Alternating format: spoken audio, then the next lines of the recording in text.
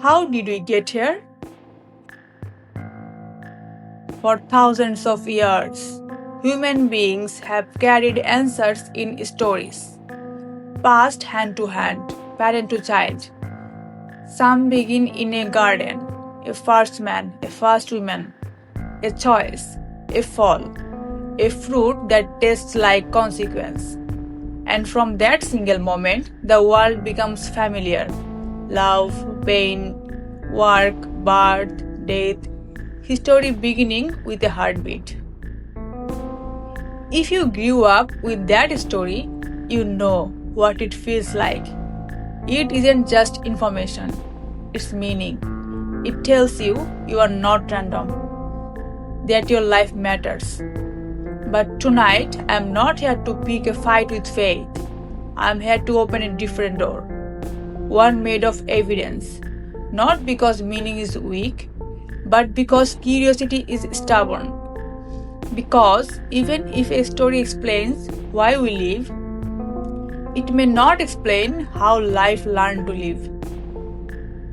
To understand the how, we have to go back, far back, past kings and empires, past the first fires, past wolves, past dinosaurs, back to a world with no faces, no voices, only water, rock, heat, and microscopic motion.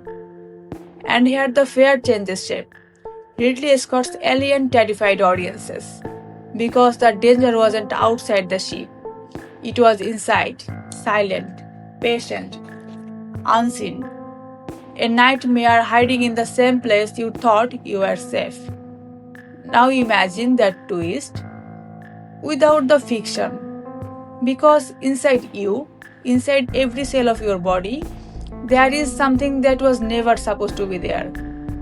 An outsider, a survivor from an ancient world, a guest that moved in and never left. You don't feel it, you can't see it, but it powers you, second by second, like a hidden engine. And if it stops, everything stops. So the question isn't just where did we come from? The real question is who or what came with us. Most of us walk through life believing we are a single, sealed identity. One body, one blueprint, one story. But the closer you look, closer than skin, closer than blood, closer than anything a mirror can confess, the more your certainty begins to leak. Because every second you exist, you are spending energy. Not poetic energy, real energy. The kind that makes your heart contract without asking permission. The kind that keeps your brain alive in the dark, even when you sleep. The kind that lets your lungs pull air again and again, like a promise you never consciously make. And somewhere deep beneath that automatic miracle, inside almost every cell you have, there are tiny structures working like power stations, quiet, relentless, indifferent to your beliefs or your plans. They are called mitochondria. If mitochondria stop, muscles becomes weakness, thought becomes fog, life becomes a countdown. But mitochondria are not just parts, the way bones are parts or organs are parts. They are stranger, more intimate, more suspicious. Because the evidence suggests a truth that sounds like it belongs in a horror film. Mitochondria were once independent, free-living, a bacterium that belonged to itself, a creature so small you could feed millions in a drop of water, yet so efficient at making energy that it changed the rules of life forever. It didn't just evolve alongside us. It didn't politely join the team. It crossed a boundary. And here is the promise of this episode. By the end of tonight, you will understand why complex life, animals, forests, even the monsters we call dinosaurs might never have existed without a single ancient event.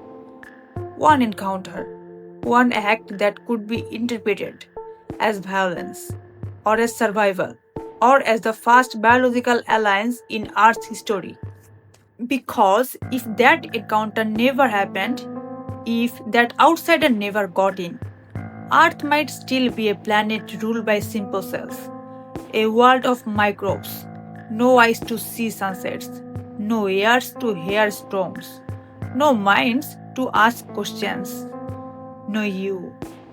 So, we are going to do what humans have always done when the truth is hidden. We are going to follow the trail, not with faith, not with fear, with fingerprints. Picture a single cell, one of the countless invisible rooms that makes up who you are. It has walls, it has fluid, it has moving parts.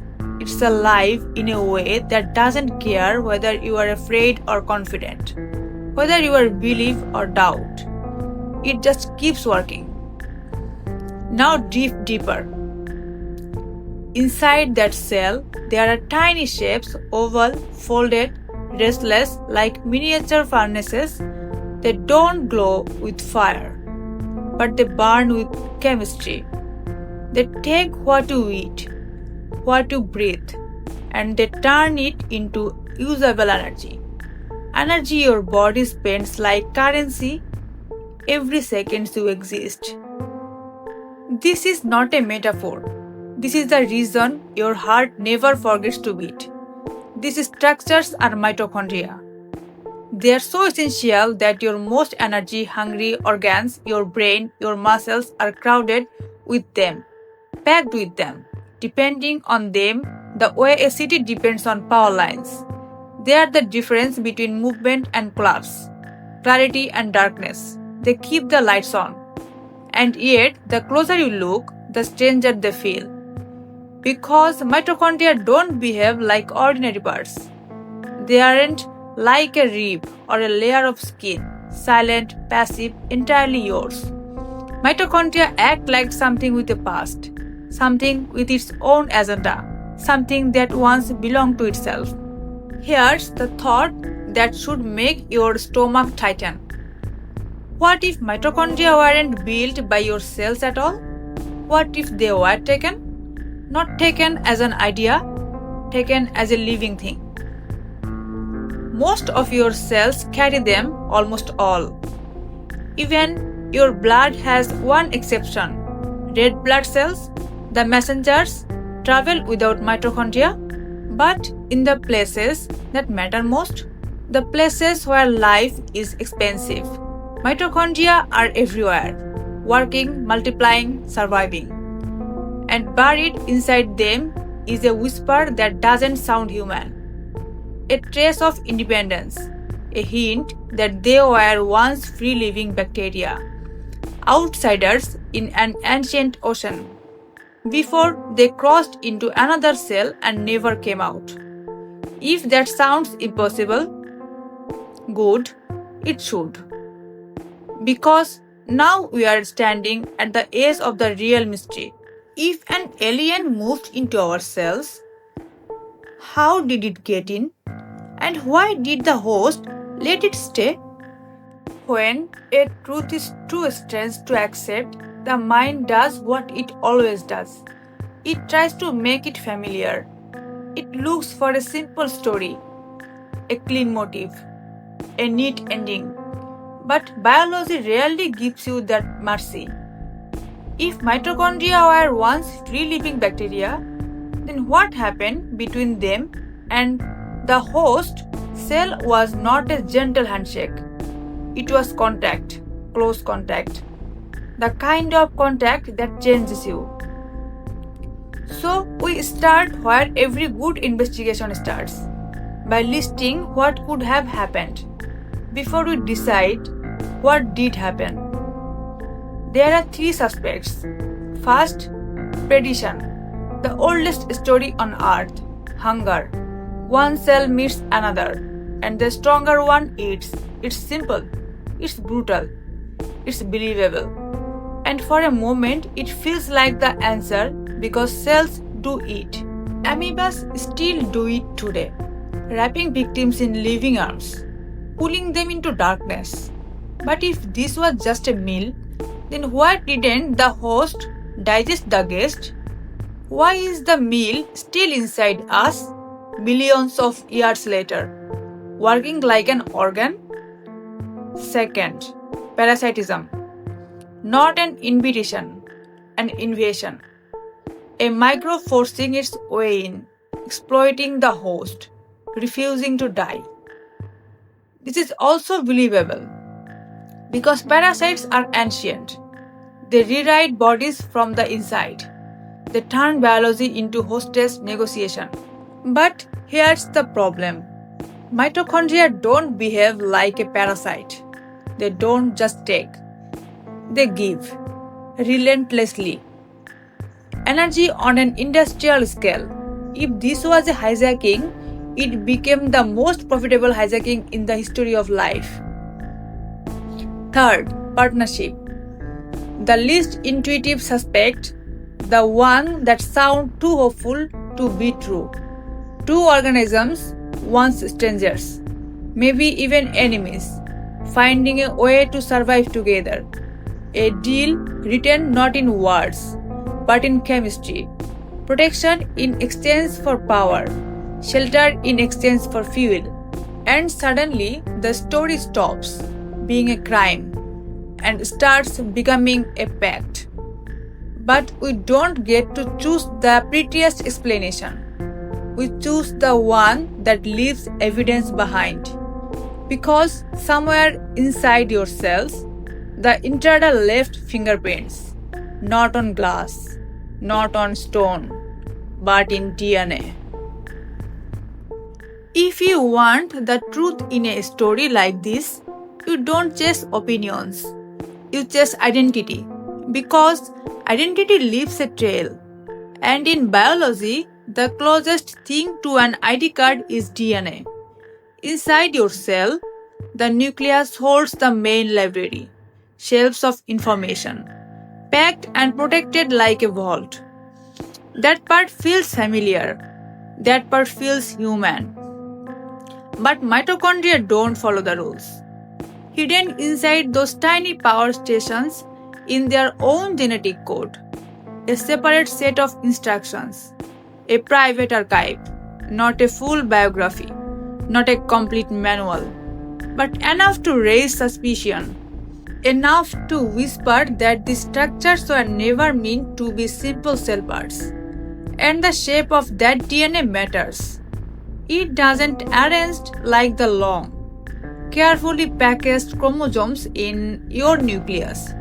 It's compact, efficient, often circular. The kind of genetic loop you expect in bacteria. A small ring of information that looks less like a chapter in your book and more like a passport from another country. This is where the story turns cold. Because if mitochondria were built by the host cell from scratch, why would they carry a second genome at all? Why maintain a separate script, a separate language, a separate way of doing things? It feels like a relic, something that survived the move. And when scientists began comparing sequences letter by letter, pattern by pattern, the resemblance became harder to ignore. The mitochondrial code doesn't just look unusual. It points backward, toward microbial ancestry, toward a time when this organelle had to live on its own, make its own decisions, survive its own storms. Even the way mitochondria are passed on feels like a clue left in the dark, generation to generation. They travel through a single line, carried forward like an heirloom no one remembers inheriting. A silent legacy, moving with you, inside you, long before you ever took your first breath. So the first fingerprint is clear. There is DNA inside you that doesn't behave like it belongs to you. And once you see that, you can't unsee it. But DNA alone isn't enough. A clever story can hide inside a molecule. So we look for something more physical, something structural, something you could call a scar. In every thriller, there is a moment when you stop asking who and you start asking how. Because motive can lie, but structures don't. Cells survive by defending boundaries. A membrane is not just a skin, it's a decision. It separates me from not me. It controls what enters, what leaves, what gets destroyed. It's the first law of living things: stay intact. So when scientists looked at mitochondria, they didn't just see energy factories. They saw something stranger. Mitochondria are wrapped in two membranes. Two. That detail sounds small, almost boring, until you realize what it implies. One membrane could be explained away, a normal part of the cell, a native structure. But two membranes suggest a history, a sequence of events, a before and after. It looks like this. A bacterium already had its own membrane, its own boundary, its own "I'm here." Then it ended up inside another cell, and the host wrapped it again. A boundary inside a boundary, like a room built inside another room, with a second lock on the outside.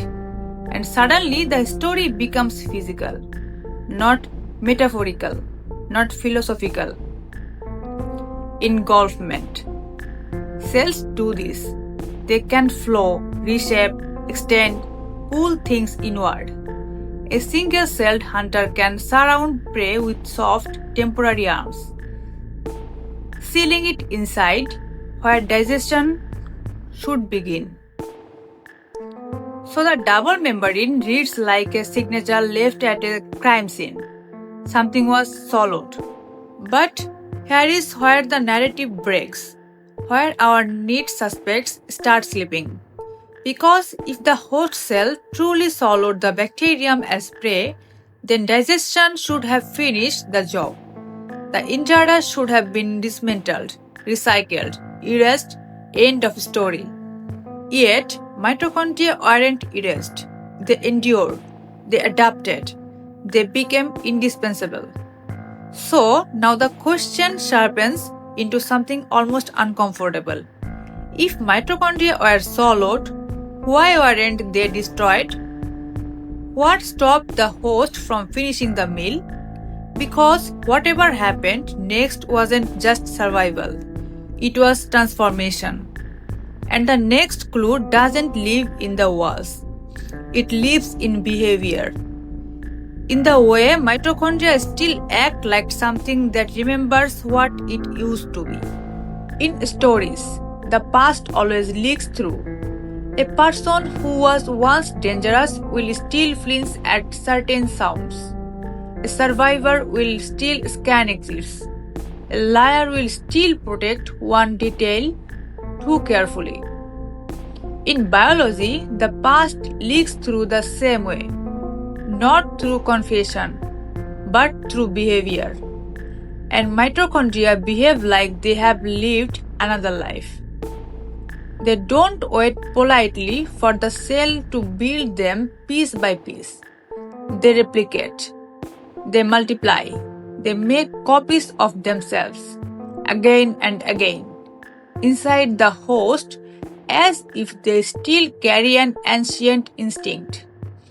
If you want to survive, divide.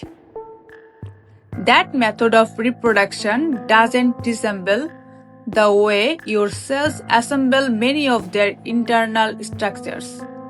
It resembles Something older, similar, microbial, closer to the logic of bacteria than the logic of human design.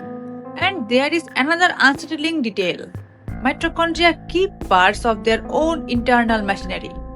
Not everything. Time has taken its toll, and the host has claimed control over much of their function. But mitochondria still operate with a hint of independence. Like a former citizen who now lives under new laws yet remembers the old language. They maintain their own genome. They use their own systems to read parts of it. Inside you, there is not just objects, they are descendants. And that would change everything. Because once you accept mitochondria as descendants of something that used to live free, you can no longer treat them as simple cell parts.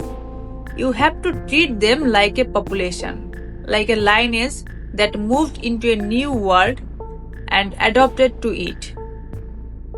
A species that crossed a border and evolved into something else. Now stack the evidence the way an investigator would. Separate DNA that resembles a microbial passport. A double membrane that looks like the scar of engulfment. Replication behavior that echoes bacterial life. Individually, each clue could be debated, explained away together. They stop being coincidences. They become a map. And the map points to one conclusion that feels almost too big to say out loud. Complex life didn't begin with a slow, gentle upgrade. It began with contact, and then captivity, and then something that looks disturbingly like cooperation. Which means our three suspects are no longer equals. Predation alone cannot explain survival. Parasitism alone cannot explain the gift of energy. So we are left with the most unsettling suspects of all. Partnership, a deal written in biology. And the next part of this story is the moment that deal changed the planet. For most of Earth's story, life stayed small, patient, repetitive. Cells lived, cells divided, cells died. The planet turned, and nothing that could look back ever appeared. Billions of years of waiting, and then, somewhere in that deep time, something happened that doesn't feel like evolution. It feels like an incident. Not a slow upgrade, but a collision. A host cell, likely from an ancient archaeal lineage, according to leading hypotheses, encounters a bacterium with a dangerous skill, turning chemistry into power with brutal efficiency. Maybe the host tried to eat it. Maybe it tried to imprison it. Maybe it was an accident that should have ended in digestion. But it didn't end. The guest survived inside the host, and the rules changed. Because a cell that can produce more energy can afford more complexity. It can afford bigger size, faster movement, internal structures, larger genomes, expensive biological luxuries that simple cells cannot pay for. Energy is the currency of life, and mitochondria were a printing press. This is the twist. The alien wasn't just tolerated, it became essential. Over time, the host tightened control. The guest gave up pieces of independence. Genes moved. Responsibilities shifted. What began as two organisms trapped together because something new, one focused systems, one shared fate. A merger, not romance, not peace, a biological contract signed under pressure. Shelter for power, survival for fuel. And from that contact came the eukaryotic cell, the kind of cell that makes amoebas possible, plants possible, animals possible. The kind of cell that months later would build bodies big enough to cast shadows, and minds capable of asking where they came from. So, when you look at mitochondria, you are not looking at the organ. You are looking at evidence of the moment Earth's story split in two. Before the merger, life was mostly microscopic. After the merger, life had a future. And now the question changes again. If this was the spark that made complex life possible, what did it ignite? Imagine Earth after the merger not immediately transformed, not suddenly filled with creatures, but quietly altered at the foundation, like a city that has discovered electricity for the first time. The new kind of cell, powered by its internal outsider, could do something that simple life struggled to afford. It could become complicated. It could grow larger without starving. It could build internal compartments, specialized rooms for specialized tasks. It could experiment with shapes, movement, behaviors. It could carry more genetic information, take bigger risks, survive bigger mistakes.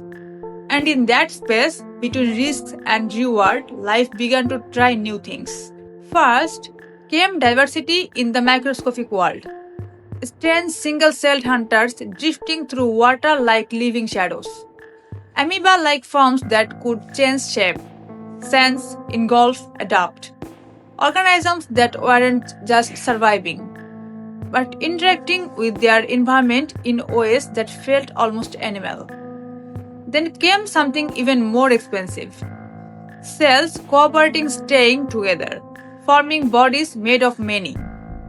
Not overnight, not easily, but once that door opened, it never truly closed.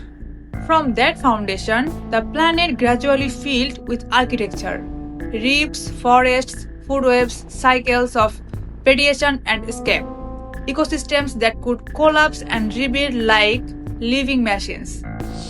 Eventually, the world grew big enough for giants. Reptilian lineages rose, the age of dinosaurs arrived, monsters that turned the earth into a stage of thunderous footsteps. And much later, after extinctions, after resets, mammals expanded into new roles. Some of them learned to run not just from danger, but toward possibility. And one lineage, in one small corner of time, began to ask questions out loud. Us. But here is the part that should hit you hardest. All of this, every dinosaur footprint, every bird of the sky, every human heartbeat, depends on that ancient cellular deal. Because without mitochondria's energy advantage, complex bodies might never have been affordable. Life might have remained small, quite microbial forever. A planet full of life, with no one to witness it. So, when you think about origins, don't just picture a garden, picture an ancient ocean. Two microscopic strangers, one crossing a boundary, and the moment the alien stayed. Now we are left with the final question. One that pulls the camera even further back. Where did the host and the guest come from in the first place? Because to answer that, we have to go deeper into the past than mitochondria, deeper than amoebas, deeper than anything with a nucleus. So, now we know what the alien is. We know it lives inside us. We know it powers us. We know it changed the cost of being alive, turning complexity from a luxury into a possibility. But the merger only answers one question. It tells us what happened after the door opened. It doesn't tell us what stood on the other side of that door waiting. Because a merger requires two stories. A host that was already alive, a guest that had already evolved its deadly efficiency, two lineages that had already survived enough time to meet at all. So, where did they come from? To answer that, we have to go further back than anything we can picture clearly. Back before mitochondria, before amoebas, before cell with nuclei. Back to a world where life was still waiting its first rules. And somewhere in that darkness, biology points to a shadow, an ancestor we have never seen, never filmed, never held in our hands. Yet every living thing still carries its trace. A crossroads in deep time, a last shared point where the branches of life were still one. Scientists have a name for that idea.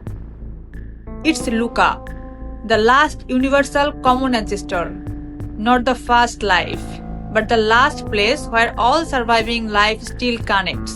And in the next episode, we will chase LUCA, like a missing person in the oldest case on Earth, using clues that exist in your body right now.